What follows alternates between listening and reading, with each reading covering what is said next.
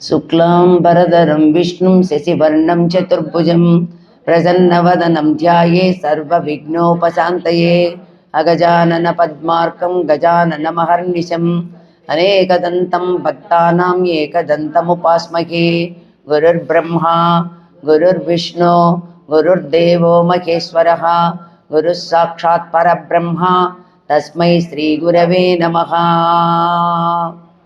మధుసూదన నీవు మగువ తోడుత కోడి మరచి నిద్రించేవు మేలుకో, ఉదయార్క బింబము ఉదయించు వేళాయ వనరుగాలోచన మేలుకో.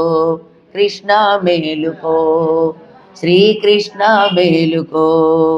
త్రివిక్రమాయని శక్రాదులందరూ విక్రము అందరూ మేలుకో.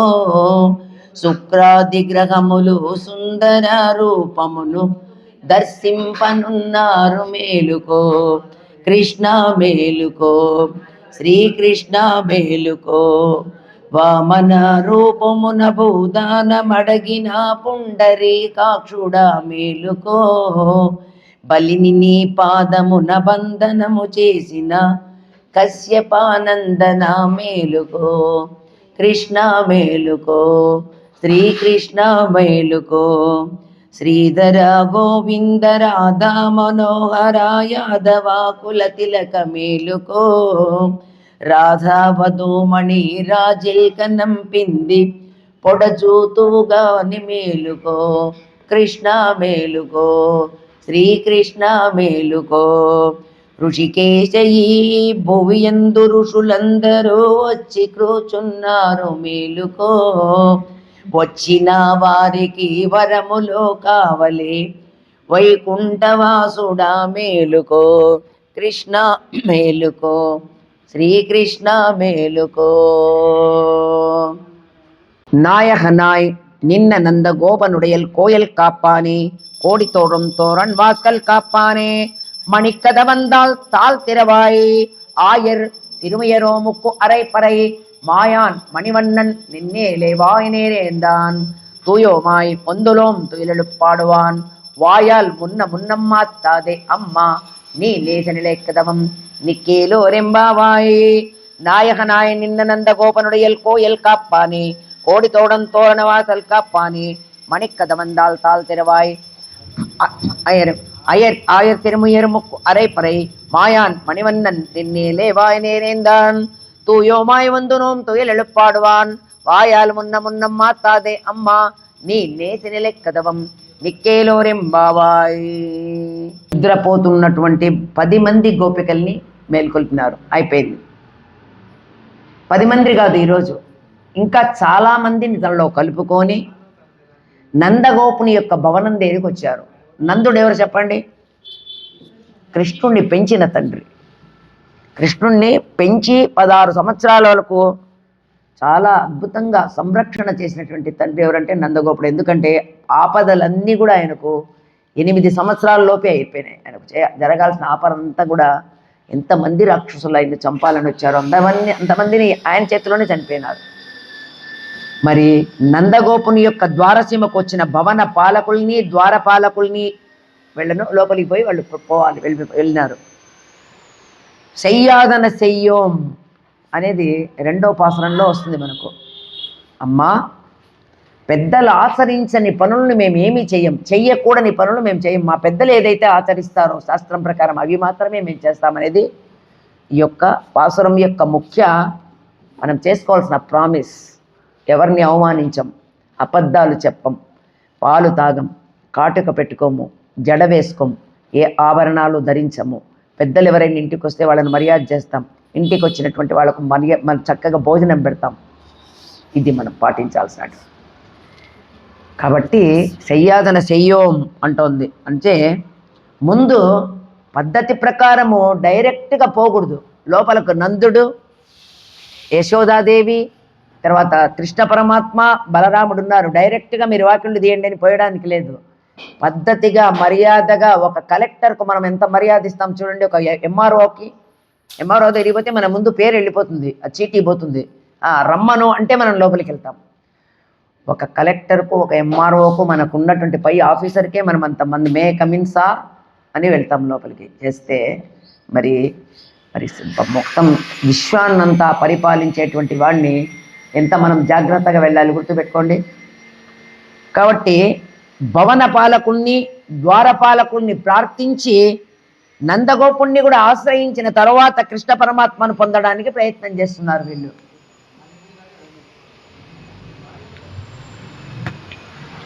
ముందు దేవాలయాన్ని పొంగానే క్షేత్రపాలకుడు ఎవరో తెలుసుకొని ఆయనకు నమస్కారం చేసుకొని అమ్మవారిని సేవించి ప్రధాన దైవాన్ని తర్వాత సేవించాలన్నమాట. ఇట్లా ఈ విధంగా మనము భగవంతుణ్ణి పొందాలి.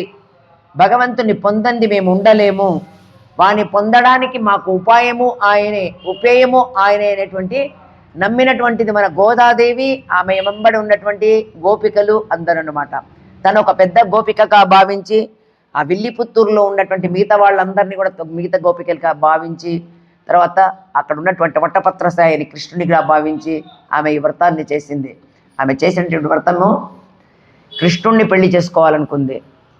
వెంకటాచలపతికి నన్ను ప్రియపత్నిగా కూర్చోమని సంకల్పం చేసింది. తర్వాత భోగి పండుగ రోజు శ్రీరంగనాథుణ్ణి పెళ్లి చేసుకుంది. అంటే ముగ్గురు ఒక్కరే అనేది మనకు చెప్తున్నాం. రాముడిని నేను రామభక్తుణ్ణి, నేను కృష్ణ భక్తుణ్ణి, నేను వెంకటేశ్వర స్వామి భక్తుణ్ణి, నేను నరసింహస్వామి భక్తుణ్ణి, అంతా ఒక్కటే అనేది గుర్తుపెట్టుకోండి. అది చెప్పడం కోసమే ముందు మనకు అమ్మవారు ఈ విధంగా 3 రకాలుగా మనకు ఒక సందేశం ఇస్తూ ఉందన్నమాట. మరి ఆచార్యవాన్ పురుష వేద అంటే మనం ఏ పనైనా చేయండి, మీరు ఒకటి ఏదైనా నేర్చుకోవాలనుకున్నా కూడా మీరు చదువుకొని నేర్చుకోవడం వేరు, ఒక గురువు ద్వారా నేర్చుకోవడం వేరు. ఇప్పుడు నేను మీకు సెల్లో చెప్పచ్చు, మీకు పాసరాలందరికీ లింక్ పెట్టి డైరెక్ట్ చెప్పడానికి తేడా ఉంది. మీరు నాతో పాటు పలికేటప్పుడు ఎక్కడ తప్పు తెలుస్తారనేది, నాకు ఎవరెవరు ఏం చేస్తారనేది నాకు తెలుస్తుంది. కాబట్టి మిమ్మల్ని ఇక్కడే నేను రెక్టిఫై చేయగలను. నేను అమ్మ ఇదిగో ఇక్కడ తప్పు ఉంది దిద్దుకోండి. మీకు ఆన్లైన్లో నేను చెప్పాలంటే అవన్నీ మాకు తెలియదు. కాబట్టి ఎప్పుడు కూడా ఆచార్యుని ద్వారానే నేర్చుకోవాలి. భగవంతుని దగ్గరికి వెళ్ళాలన్నా కూడా గురువు ద్వారా పోతేనే, డైరెక్ట్గా పోతే ఆయనకు నచ్చదట. అందుకే ఆచార్యుల ద్వారా పోతే ఆయన చెప్తారంట, వీడు ఇటువంటి వాడు స్వామి, వీడికి ఒక చిన్న బలహీనత ఉంది, వీడిని రక్షించు, వీడికి ఏమీ తెలియదు అని. గురువుకు ఉన్నట్టు మన మీద ఉన్నటువంటి ప్రేమ అటువంటిది. అప్పుడు ఆయన కరెక్ట్, ఓకే మీరు చెప్పారు కదా తప్పకుండా అని ఆయన మనల్ని దగ్గర తీసుకొని మనకి ఇవ్వాల్సినట్టుగా ఆయన ఇస్తాడు. కాబట్టి ఎప్పుడు కూడా గుర్తుపెట్టుకోండి, ఒక ఏదైనా నేర్చుకోవాలంటే గురువు ద్వారానే రావాలి. తర్వాత ఈరోజు పాసురంలో అవన్నీ చెప్తూ అమ్మ అందరికీ నాయకుడైనటువంటి నందగోపం భవనాన్ని చేస్తోంది. ఈయన కృష్ణుని యొక్క అన్ని భవనాలు ఆయనవి, వాళ్ళ నాన్నవి, వాళ్ళ అమ్మ అన్నీ కూడా వాళ్ళ భార్యలవి. ఆయనకు భార్యలు 8 మందికి కూడా అన్ని మణిఖచ్చితమైనటువంటి ద్వారాలే. అంత గొప్ప ఐశ్వర్యం కలిగినటువంటి వాడు శ్రీకృష్ణుడు. ఆ ద్వారా మణిఖచ్చిత ద్వారాల యొక్క గడియ తీయి, ఇంకా లోపలికి వెళ్ళాలి వీళ్ళు అడుగుతున్నారు. మేమెవరో తెలుసా, గొల్ల కులంలో పుట్టినటువంటి చిన్ని గోపకులం, మేము గోపెమ్మలం. మరి ఇంద్రనీలమణి ఛాయ గుర్తుపెట్టుకోండి, కృష్ణుడి యొక్క వంటి ఛాయ ఇంద్రనీలమణి. ఎప్పుడైనా బంగారంగడి పోయినప్పుడు అడగండి ఎట్లుంటుందంటే, ఎంత దూరంలో ఉన్నా కూడా నిగ్గని మెరుస్తుంటుంది, నీళ్లు పడని ఏమైనా పడనియండి అట్లుంటుందన్నమాట. ఇంద్రనీలమణి ఛాయ కలిగినటువంటి వాడు కృష్ణ పరమాత్మ. మరి మాకు నిన్ననే తప్పెట ఇస్తాను, పరవాద్యం ఇస్తానని మాకు చెప్పాడు. కాబట్టి పరిశుద్ధులమై వచ్చాం స్వామి, మేము పరిశుద్ధులమై. వీళ్ళని కూడా ఎంత గౌరవంగా స్వామి అని సంబోధన చేస్తున్నారు. పరిశుద్ధులమై స్వామికి సుప్రభాతం పాడాలని వచ్చాం. స్వామి ఇంకేం మాట్లాడొద్దు, అడ్డు చెప్పకుండా బలిష్టమైనటువంటి తలుపులు నువ్వే తెరచాలి, మేము తెరవము, నువ్వు తెరిస్తే మేము లోపలికి వెళ్తాం. మా యొక్క వ్రతం శుభప్రదం, శుభం చేకూర్తి, మా యొక్క వ్రతం వల్ల సులోకానికి శుభం చేకూరుతుందని చెప్తోంది. మరి ఆ విధంగా భవన పాలకుని కూడా స్వామి అని ఎందుకంటుందంటే, మనం పెట్టుకునేటువంటి భవన పాలకులు కాదు వాళ్ళు, సాక్షాత్ ఎవరు తెలుసా, జయ విజయులు. కాబట్టి వాళ్ళని అంత గౌరవంగా స్వామి అని సంబోధన చేస్తుంది అనమాట. గుడికి పోతే ఎట్లా ప్రవర్తించాలి అనేది చెప్తుంది ఈ పాసురము. మొదట ధ్వజస్తంభానికి నమస్కారం చేయాలి. అక్కడ దాని మీద గరుడాళ్ళు వారు ఉంటారు. యాక్చువల్గా ఇక్కడ గరుడాళ్ళు వారు ఉండాలి. చిన్న గరుడాళ్ళు వారినైనా కూడా, చిన్న విగ్రహమైనా కూడా ఎదురుగా పెట్టచ్చు, చిన్నది. ఎదురుగా ఉండాలి ఆయనకు, రాముడి వాడి దగ్గర. ఆంజనేయ స్వామి లోపలే ఉన్నాడు, అవసరం లేదు. గురుడు విష్ణు దేవాలయానికి కూడా ముందు గరుడాళ్ళ వారు ఉండాలి. ఆ గరుడ వాళ్ళకి ముందు ధ్వజస్తంభానికి నమస్కారం చేసుకోవాలి. మరి ఉన్నటువంటి క్షేత్ర పాలకుడు ఎవరు అనేది తెలుసుకోవాలి. ద్వారపాలకుల్ని లోపలికి రావాలి. లోపలికి వచ్చి జయ విజయుల్ని దర్శనం చేసుకోవాలి. జయ విజయుల్ని దర్శనం చేసుకున్న తర్వాత వాళ్ళని అక్కడ స్వామి అమ్మవారి దర్శనానికి వచ్చాం, స్వామి దర్శనానికని వాళ్ళ యొక్క పర్మిషన్ తీసుకోవాలి. తర్వాత అమ్మవారు ఎక్కడుందో చూడాలి, అమ్మవారి దగ్గరికి వెళ్ళిపోవాలి. అయిపోయిన తర్వాత అక్కడ దండం పెట్టుకొని, అమ్మ మేము వచ్చాం, స్వామికి చెప్పమ్మా మా తప్పులు ఏమైనా ఉన్నాయేమో క్షమించమని, మమ్మల్ని కాపాడమని. తర్వాత స్వామి ఎవరో చూసి అది కృష్ణుడా ఎవరా అని స్వామిని సేవించాలి. అన్నీ అయిపోయిన తర్వాత మీ యొక్క చెప్పుకొని అన్ని దండం పెట్టుకొని బయటికి వచ్చిన తర్వాత తీర్థం ప్రసాదం ఖచ్చితంగా స్వీకరించాలి. తర్వాత కాసేపు దేవాలయంలో పరిసరంలో 1 నిమిషం కూర్చోవాలి. క్షేత్ర పాలకునికి అప్పుడు స్వామి నువ్వు బాగా మమ్మల్ని పంపించినందువల్ల మేము దర్శనం బాగా చేసుకున్నాం అని చెప్పి థ్యాంక్స్, కృతజ్ఞతలు తెలుపుకోవాలి. కనీసం 1 నిమిషమైనా కూర్చోవాలి. కానీ మనం చేసే పొరపాటు ఏమంటే చాలామంది తెలియక పాపం ముందు డైరెక్ట్గా స్వామి దగ్గరికి వెళ్ళిపోతారు, మిగతా వాళ్ళందరూ మళ్ళా అనుకుంటారు. తర్వాత స్వామిని దర్శిస్తాం, తర్వాత అమ్మవారిని సేవిస్తాం. మరి కానీ అమ్మ పురుషకారిణి, ఆమె చెప్తేనే స్వామి రికమెండేషన్, మనల్ని రికమెండ్ చేస్తే ఆమె స్వామి యొక్క దర్శనం, స్వామి యొక్క దర్శనమే కాదు ఆయన యొక్క అనుగ్రహం కూడా మనకు తొందరగా లభిస్తుంది. పరమాత్మ అందుకే మాతృమయి కదా, అన్ని విషయాలు మన గురించి చెప్తుంది. పరమాత్మని నేరుగా ఎప్పుడు దర్శనం చేయరాదు. దీనికి విభీషణుడు నేరుగా శ్రీరాముని దగ్గరికి రాలే. విభీషణుడు పైకి వచ్చి నిలబడినాడు, సుగ్రీవుని ద్వారా వెళ్ళాడు. సుగ్రీవుడు రాముడికి చాలా సహాయం చేశాడు, చేయబోతున్నాడు. కాబట్టి విభీషణుడి ద్వారా వచ్చాడు, సుగ్రీవుని ద్వారా వచ్చాడు కాబట్టి వెంటనే పట్టాభిషేకం, లంకకు పట్టాభిషేకం జరిగిపోయింది. తర్వాత సుగ్రీవుడు రాముణ్ణి శరణు వేడుకున్నాడు. అతనికి అందుకే ఆయనకు కూడా వెంటనే ఆయన కూడా ఏం చేశాడు, అమ్మవారి నగలు చూపించాడు. ఇదిగో అమ్మవారి సీతమ్మ నగలు ఇవేనా, ఒక స్త్రీని ఎత్తుకోబోతుంటే మేము చూసాము, ఒక దుర్మార్గుడు ఆమె రామా రామా అని ఏడుస్తూ ఉండింది. మేమందరం కింద ఉన్నాం కాబట్టి నగల మూట కిందేసింది. రామచంద్ర చూడు ఈ నగల మూట ఏమైనా నీకు సంబంధమేమో అని ఇస్తే అన్నీ గమనించి పాపం ఏడుస్తాడు. సుగ్రీవుడు కూడా అమ్మవారికి ముందు ఆ విధంగా చేశాడు కాబట్టి రాముడిని శరణు వేడాడు. వెంటనే వాలిని చంపేసి వెంటనే ఆయనకు కూడా పట్టాభిషేకం, రాజ్యలాభం ఆయనకు కూడా. మరి శబరి కూడా తన గురువుల ద్వారానే రామయ్యను సేవించింది. గురువు చెప్పాడు, అమ్మ రాముడు వస్తాడు, అతనికి చేయాల్సిన సేవలు చేసి నువ్వు వచ్చేయి, నీకు కూడా మోక్షమే మాతో పాటు అని చెప్పాడు. గురువు ద్వారా చేసింది కాబట్టి ఆమెకు కూడా మోక్షం. సీతమ్మను కాదని నేరుగా రాముడిని సందర్శన చేసింది శూర్పణఖ. ఏమైంది, ముక్కు చెవులు 2 పోయినాయి, పాపం అవమానం పడింది, వెళ్ళిపోయింది. మరి సీతను చూడకుండా, సీతమ్మ దర్శనం లేకుండా, రాముణ్ణి చూడకుండా సీతమ్మని ఒక్కదాన్ని దర్శనం చేశాడు. సీతమ్మని మాత్రమే దర్శనం, రాముణ్ణి చూడలే. వెంటనే దాని ఫలితం రావణాసురుడు కూడా అనుభవించాడు. ఆమె ద్వారా కనుక అయింటే కొంచెం బతికిండేవాడేమో, కానీ ఆమెనే కోరుకున్నాడు. తల్లిని కోరుకునే దుర్మార్గుడు ఎంత లీస్ట్ ఉన్నటువంటి వాడు కూడా చేయడు అనుకుంటాను ఆ పని. తల్లిని ఎవరైనా కోరుకుంటారా? అంత దుర్మార్గుడు రావణాసురుడు.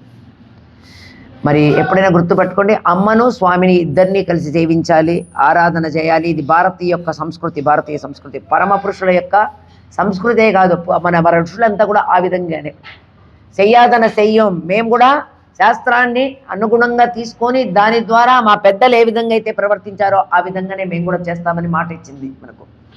అందుకే లక్ష్మీ వెంకటరమణ గోవింద, లక్ష్మీ నరసింహ గోవింద, జయ సీతారాం, జయ పార్వతీ పరమేశ్వర, రాధాకృష్ణ అంటాం. కానీ కృష్ణుడిని ఎక్కడైనా చూడండి, కృష్ణో భగవాన్ స్వయం అని కృష్ణుడు ఒక్కడే ఉంటాడు. కృష్ణునికి వేరే అవసరం ఏమీ లేదు.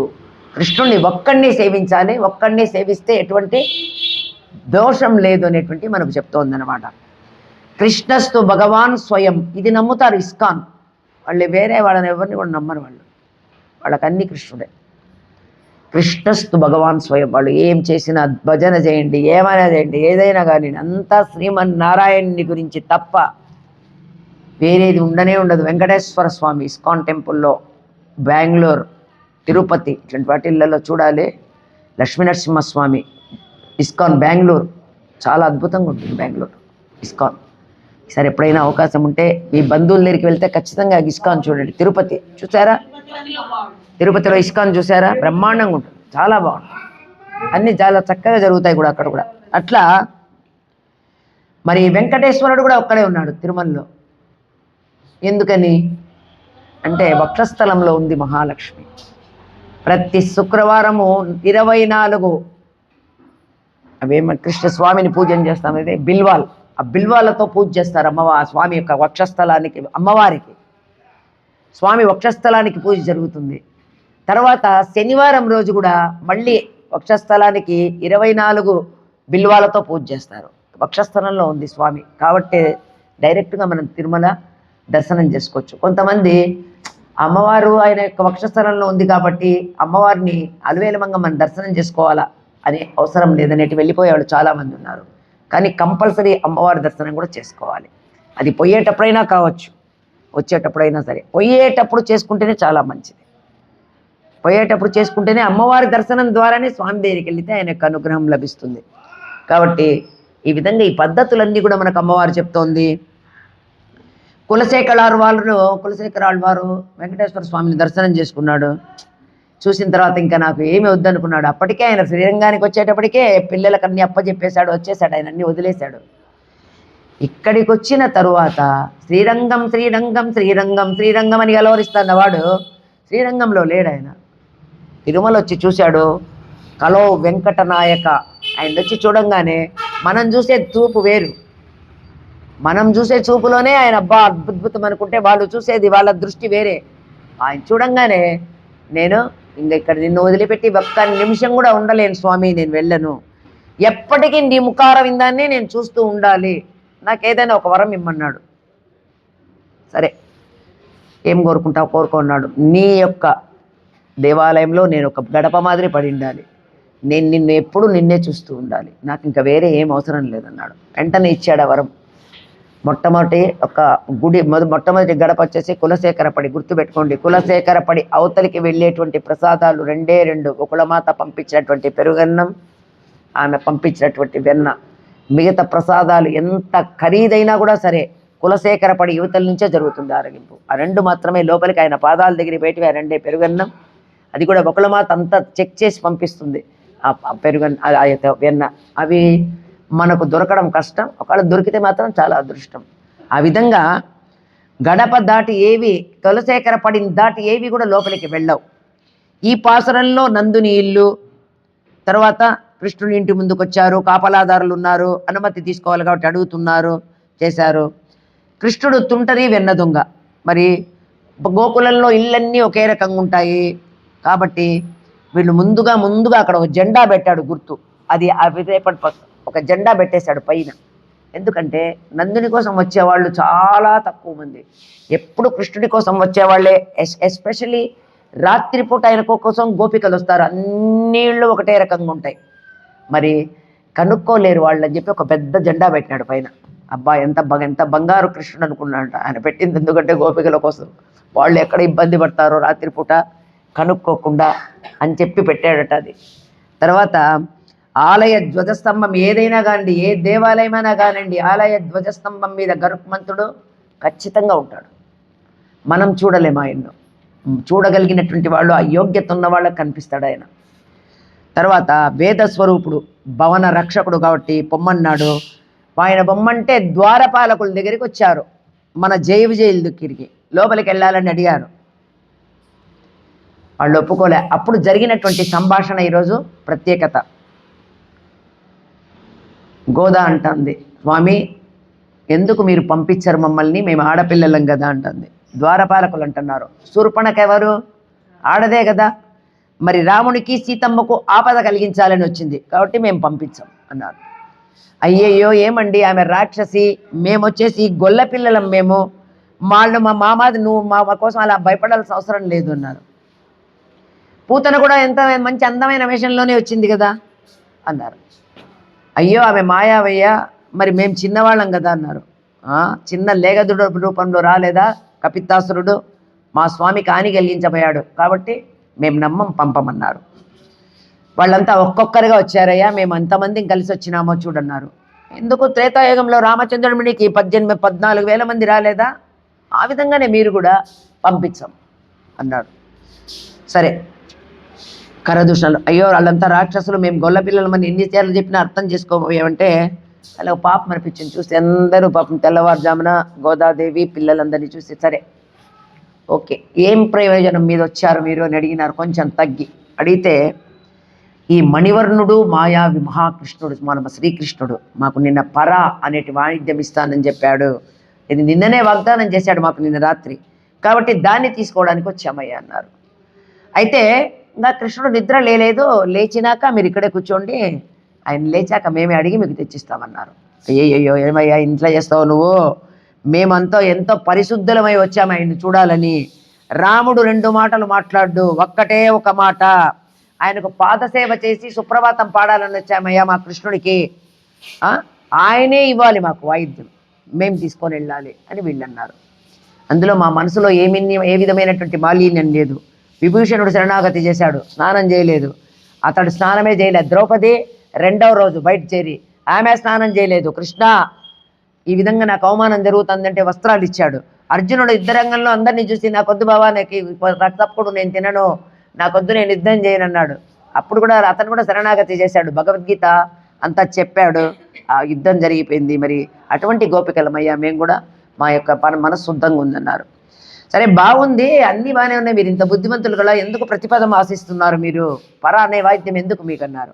అయ్యా అదంతా మా పెద్దవాళ్ళ కోసం అడుగుతున్నాం, మాకేం అవసరం లేదు, మాకు కావాల్సింది కేవలం శ్రీకృష్ణుడే. మేము చెప్పింది నువ్వు బాగా వినలే, మేము సుప్రభాతం పాడతాం, సేవిస్తాం. ఆ సుప్రభాతం పాడేటప్పుడు ఆయన నిద్ర లేచి లేకుండా ఉండేటువంటి సౌందర్యాన్ని చూడాలని వచ్చారు మేము, కాబట్టి మాకు ఆయన యొక్క సౌందర్యాన్ని చూడాలి, నిద్రపోయేటప్పుడు చూడు. విశ్వామిత్రుడు ఆయన యొక్క సౌందర్యాన్ని చూసి మోహపండే అంట. ఆయన కూడా ఏమిరా ఏమి అందం, నిద్రపోతున్నాడు 16 సంవత్సరాలు రాముడికి నిద్రపోతున్నాడు. మొదటి రాజు అంతా కలిసి వచ్చారు, రాత్రి అన్ని రకరకాల కథలు చెప్పాడు, పడుకున్నారు. అన్ని మనకేం అక్కడ ఏం హంసతుల్య కథలు పాలే, ఒక చెట్టు కొట్టేసి అదంతా కూడా ఆకులన్నీ పరుచుకొని పండుకున్నారు. పొద్దున్నే లేపడానికి వచ్చాడు, ఇద్దరిని రామలక్ష్మణుని లేపడానికి వస్తే రాముడిని చూసి ఒక్క నిమిషం అబ్బా ఏమందం రా అనుకొని, కౌసల్య సుప్రజారామ పూర్వా సంధ్యా ప్రవర్తతే ఉత్తిష్ట నరసార్థూల కర్తవ్యం దయుమాన్నికం అని మొట్టమొదటి సుప్రభాతం చేసింది విశ్వామిత్రుడు మాత్రమే. ఇప్పుడు కూడా ఏ దేవాలయానికైనా బాగుండి, ఏ ప్రాంతానికైనా బాగుండి, కౌసల్య సుప్రజారామ అనే తేడా ఒక్కటే, భాషను బట్టి మారుతుంది అంతేగాని ఎక్కడ కూడా జరిగేది ఇదే ప్రస్తావనే. మరి ఆ రోజు నిన్ను చూసి విశ్వామిత్రుడు ఎంతైతే సంతోషపడినాడో ఆ విధంగా మేము కూడా ఈరోజు ఆయన నిద్రపోతుంటే చూడాలని వచ్చామయ్యా అని ద్వారక పాలకులు వీళ్ళ యొక్క వాక్చాతుర్యానికి ఆనందపడినారు. ఇంకా ఏదో మాట్లాడాలి అనుకున్నారు. మన గోదాదేవి అమ్మ, స్వామి ఇంకా ఏం మాట్లాడొద్దండి, తలుపులు తెరవండి అంది. వెళ్ళండి మీరే వెళ్ళండి, తలుపులు తీసుకొని మీరే వెళ్ళండి అని అన్నారు. అంటే కంసుని వల్ల ఏ ప్రమాదం వస్తుందో అని చెప్పి బ్రహ్మాండమైనటువంటి తలుపులు చేయించాడు. అన్ని వజ్రాలతోనే, మంచి చెక్కతో వజ్రాలతో చేయించినటువంటి, అంత బలంగా ఉన్నాయంటే వీళ్ళు చిన్నవాళ్ళు, వీళ్ళు తొయ్యలేరు. కాబట్టి అంతేకాకుండా ఏ ఆళ్వారు గడపగా ఉంటాడో మేము తాకము, మాకొద్దు వద్దు అని చెప్తూ మీరే తెరవండి, కృష్ణస్వామిని మేము చూస్తాం అని చెప్పి ద్వారపాలకులు వాళ్ళని చూసి చాలా ముచ్చటపడి తెచ్చారు. లోపలికి పోయినారు ఈ గోపికలు. కాబట్టి ఈ పాసురం ఇంతటితో అయిపోయింది. మనం ఉదయం స్నానం చేసిన తర్వాత సూర్యునికి నమస్కారం చేసుకోవాలి. మరి ఇక్కడ ఉన్న వాళ్ళలో ఎంతమంది చేసుకుంటారో, నేనైతే చేసుకోను, ఎందుకంటే మర్చిపోతాను. నేను చేయకూడదని కాదు, ఖచ్చితంగా నేను పాటిస్తే మీకు చెప్పాలి. సూర్యుడు ఉన్నాడు, ప్రత్యక్ష ఒక కన్ను ఆయనది, అయినా కూడా మనం గుర్తించలేము. గుర్తు వచ్చినప్పుడు నేను బయటకు వచ్చి గుర్తు వచ్చినప్పుడు దండం పెట్టుకుంటున్నాను, కానీ ప్రతిరోజు నేను ప్రత్యేకంగా అయితే కనుక ఎప్పుడు నేను సూర్యుడిని దండం పెట్టుకోలేదు. కాబట్టి అలవాటు చేసుకోండి మీరు కూడా. హిరణ్మయేన పాత్రేణ సత్యస్యాపి హితం ముఖం తత్వం పూషణ పాత్రుషు సత్యధర్మాయ దృష్టయే. ఒక చిన్న విన్నపం చేసుకోవాలి. భగవంతుడా, సూర్య భగవానుణ్ణి భోగ్య వస్తువులు మెరుస్తూ ఏదైనా కావచ్చు, ఒక చీర ఒక నగ ఏదైనా కానివ్వండి మెరుస్తూ చాలా ఆకర్షిస్తాయి మనల్ని, వాటి సైడ్కు తిప్పుకుంటాయి. మరి ఒకటి అటువంటిదన్నీ ఒకటి మాకు ఒక బంగారు మూత మాదిరి అడ్డంగా ఉందయ్యా మాకు ఏదో భగవంతుని చేరుకోవడానికి. మరి నీ దర్శనం మేము చేసుకోవాలంటే ఆ మూతను నువ్వు బంగారు మూతను తొలగించు. బాహ్య వస్తువులు అనేటువంటి తలుపును తెలిస్తే మనకు భగవద్ దర్శనం కలుగుతుంది. కాబట్టి మనలో ఉన్నటువంటి అంతర్యామిని కూడా మనం గుర్తించగలుగుతాం. కాబట్టి ద్వారపారకులే తలుపులు తెరిస్తే కృష్ణుని యొక్క దర్శనం కలుగుతుందని ఆండాళ్ తల్లి యొక్క భావన.